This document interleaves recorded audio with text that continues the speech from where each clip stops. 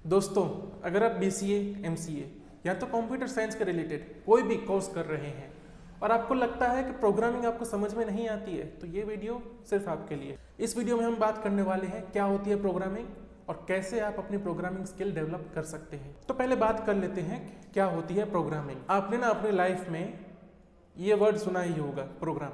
आप अपने दोस्तों को बोलते होंगे, क्या प्रोग्राम है रे संडे का, क्या प्रोग्राम किया है कल। स्कूल में जो प्रोग्राम था वो कैसा था। आपने प्रोग्राम वर्ड ना बार बार सुन रखा होगा। अगर मैं आपको ये बोलूं कि अगर आपको पता है कि प्रोग्राम मतलब क्या होता है, तो आपको ये भी पता है कि प्रोग्रामिंग मतलब क्या होता है। देखिए दोस्तों प्रोग्राम में क्या होता है, कुछ चीज़ें हैं जो पहले से प्लान की जाती हैं। फॉर एग्जाम्पल, अगर स्कूल में एनुअल फंक्शन का प्रोग्राम रखा हुआ है तो क्या होगा, वहाँ पे पहले से सब तय है। पहले एंकर आएगा, सबको वेलकम करेगा, फिर सारे गेस्ट्स को वेलकम करेगा।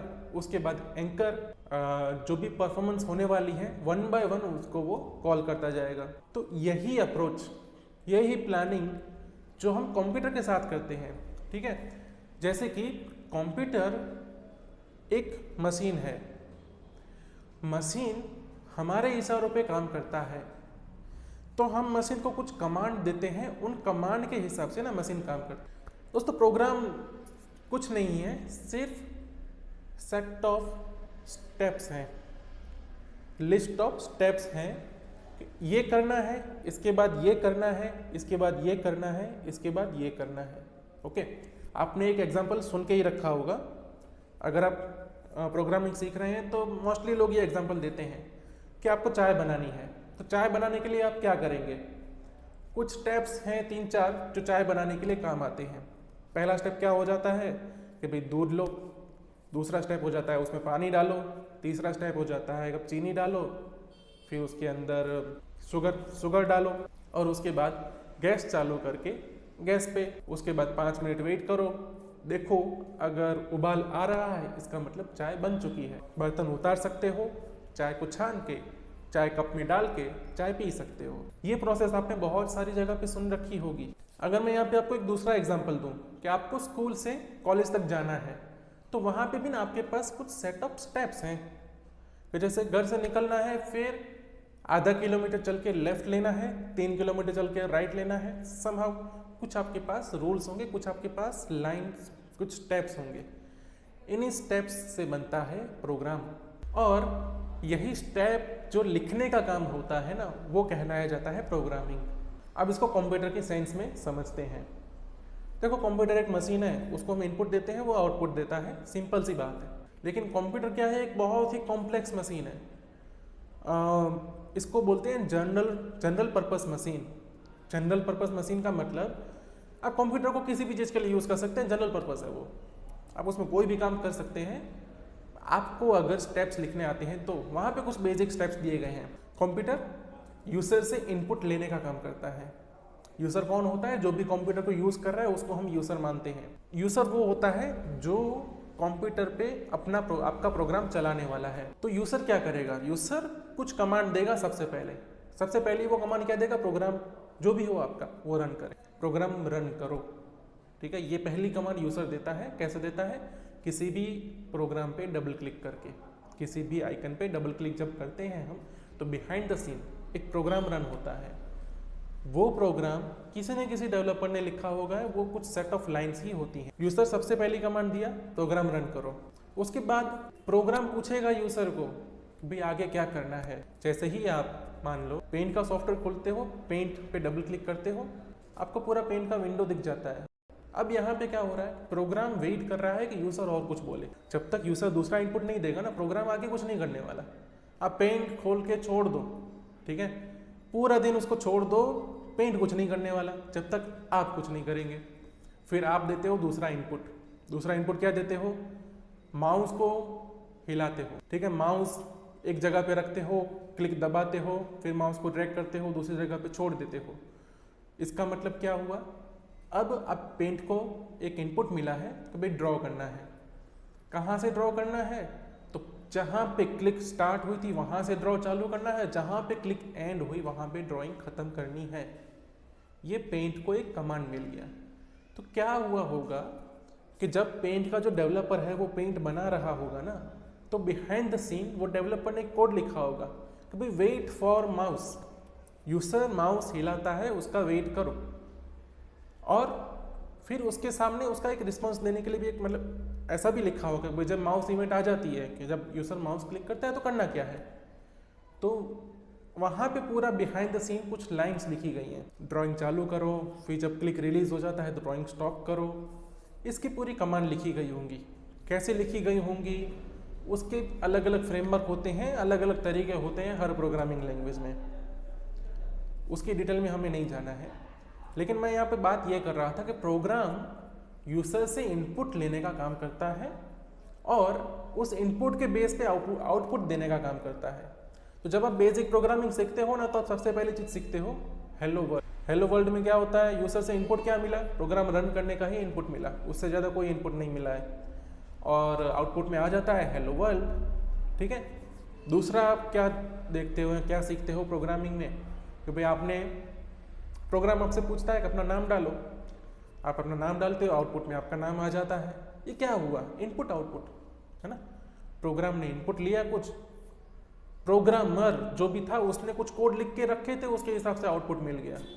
जैसे कि 2 नंबर का सम करना है, वो वाला जो प्रोग्राम है उसका इनपुट क्या होने चाहिए, नंबर 1 नंबर 2, जिसको ए या बी भी बोलते हैं। तो नंबर 1 नंबर 2 जब प्रोग्राम को मिल जाता है तो प्रोग्राम आउटपुट में क्या देगा, उन दोनों का सम करके देगा। और वो किसने डिसाइड किया कि भाई आप यहाँ पे 2 इनपुट दोगे, नंबर 1 नंबर 2, लेकिन आपको आउटपुट में 2 मिलेगा उनका सम। वो कहाँ से पता लगा, या कंप्यूटर ने वो कैसे किया। तो वो होता है प्रोग्रामर का प्रोग्राम। प्रोग्राम के अंदर कुछ ऐसा लिखा जाता है जिसके कारण ये होता है। फिर से शॉर्ट में आपको बता दे रहा हूँ प्रोग्राम क्या होता है। प्रोग्राम होता है या फिर लिस्ट ऑफ स्टेप्स, ऐसा समझ सकते हो आप। अब ये जो लिस्ट है वो बहुत कॉम्प्लिकेटेड हो सकती है, थाउजेंड्स ऑफ लाइन की लिस्ट हो सकती है, कंडीशनल लिस्ट हो सकती है, और इसको और भी कॉम्प्लेक्स करने के लिए अंदर फंक्शन जोड़े जाते हैं, वेरिएबल जोड़े जाते हैं, अलग अलग टाइप के डेटा स्ट्रक्चर्स जोड़े जाते हैं। एक और क्वेश्चन आता है, क्यों प्रोग्रामिंग, क्यों आखिर आज आपको प्रोग्रामिंग सीखना क्यों पड़ रहा है, क्यों आप आज प्रोग्रामिंग सीख रहे हो। देखो इसका सिंपल आंसर है, 1970 में कुछ लोगों ने प्रोग्रामिंग का इन्वेंशन किया, इसलिए आपको सीखना पड़ रहा है। जोक्स अपार्ट, आप जो ये वीडियो देख रहे हैं, ये वीडियो आप तक पहुंचा, मैंने ये वीडियो बनाया अपने मोबाइल से, ये वीडियो रिकॉर्ड हुआ, आप उसे देख पा रहे हो, आवाज़ सुन पा रहे हो, आपके पास ऑप्शन है ये सब करने का। ये सब कुछ हुआ है प्रोग्रामिंग के कारण।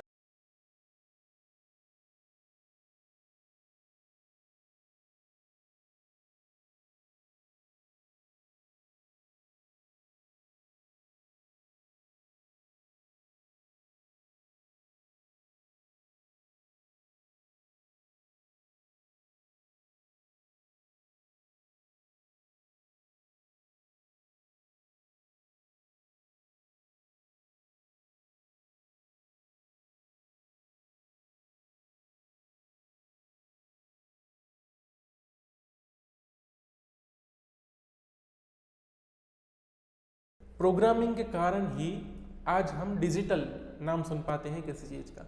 डिजिटल वर्ल्ड पूरा प्रोग्रामिंग के कारण बना है। अगर प्रोग्रामिंग नहीं होती तो आज कुछ भी डिजिटल नहीं हो पाता।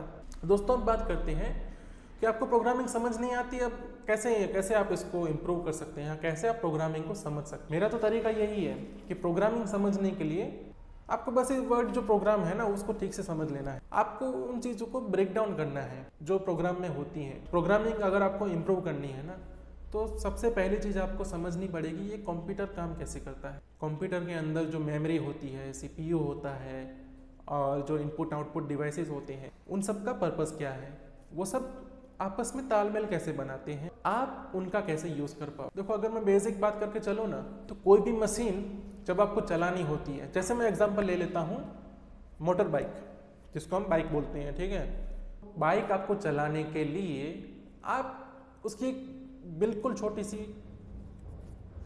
आप उसका पूरा स्ट्रक्चर समझते हो। बाइक के अंदर एक्सीलेटर होता है, गियर्स होते हैं, इंजन होता है, फिर बाइक स्टार्ट करनी होती है, बाइक बंद कैसे करनी होती है, एक्सेलरेटर कैसे देंगे हम, ये सब चीज़ें आप सीखते हो। बाइक क्या है, आपने पहले समझा बाइक ये होती है, बाइक ऐसे काम करती है, फिर आपको पता लगा कि बाइक चलाने के लिए ये स्टेप्स मेरे को फॉलो करने पड़ेंगे।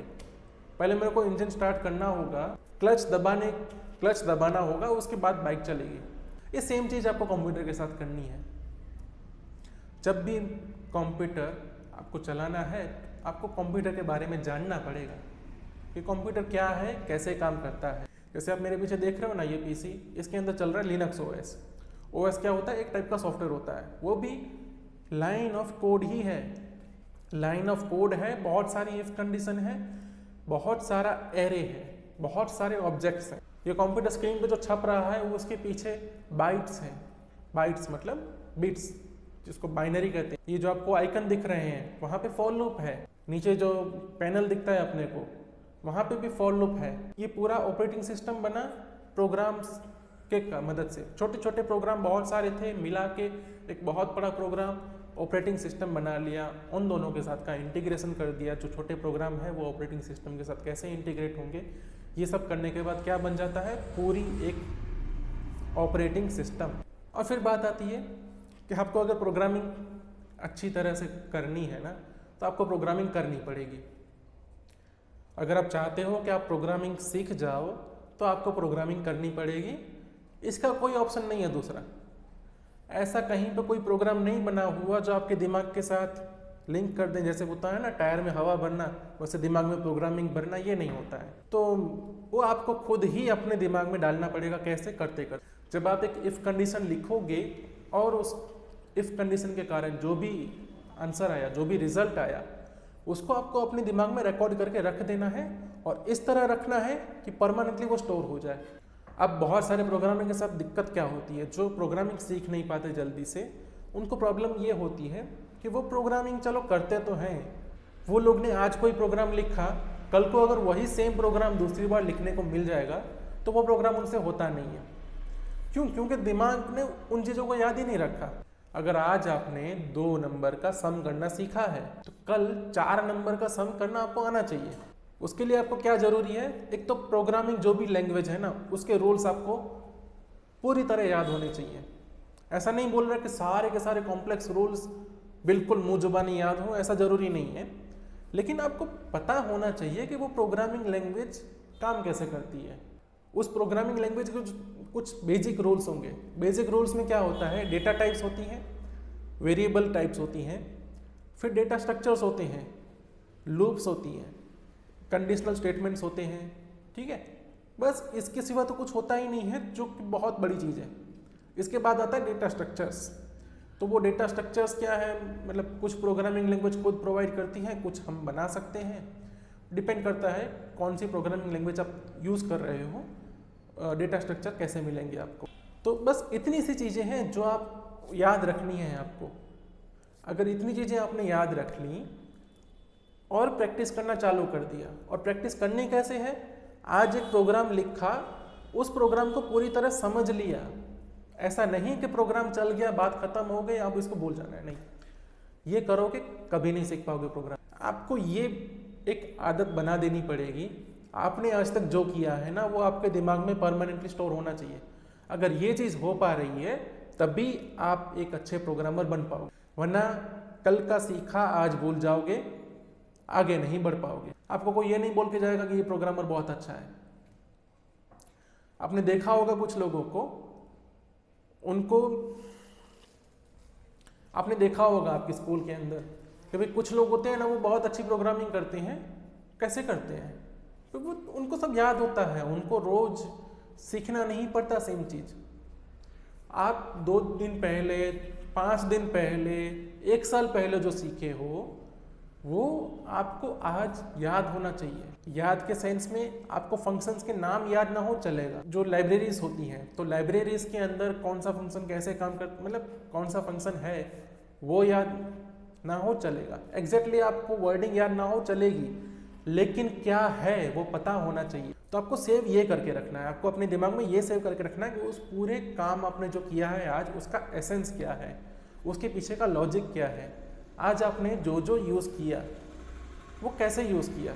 जब आप ये सेव करना चालू कर दोगे तो आपका लेवल इंप्रूव होना चालू हो जाएगा अपने आप। आज के वीडियो में मैं आज इतना ही बोलूँगा। उम्मीद है आपको इस वीडियो में कुछ इन्फॉर्मेशन जानने को मिली होगी। और अगर आपको ये वीडियो अच्छा लगा है तो आप अपने दोस्तों के साथ ये शेयर कीजिए जो BCA या फिर आपके साथ पढ़ रहे हैं, या फिर आप किसी को जानते हो जो कि प्रोग्रामिंग के फील्ड में है और वो प्रोग्रामिंग सीखना चाहता है, उसके साथ आप ये वीडियो शेयर कीजिए। चैनल पे नए हैं तो चैनल को सब्सक्राइब कीजिए, लाइक कीजिए अगर वीडियो आपको अच्छा लगा है तो। और आपके कुछ अगर सजेशन हो, कुछ सुझाव हो तो नीचे कमेंट में डाल दीजिए। मैं ऐसे ही मिलता रहूँगा आपको कुछ इन्फॉर्मेटिव वीडियो के साथ। मिलते हैं नेक्स्ट वीडियो।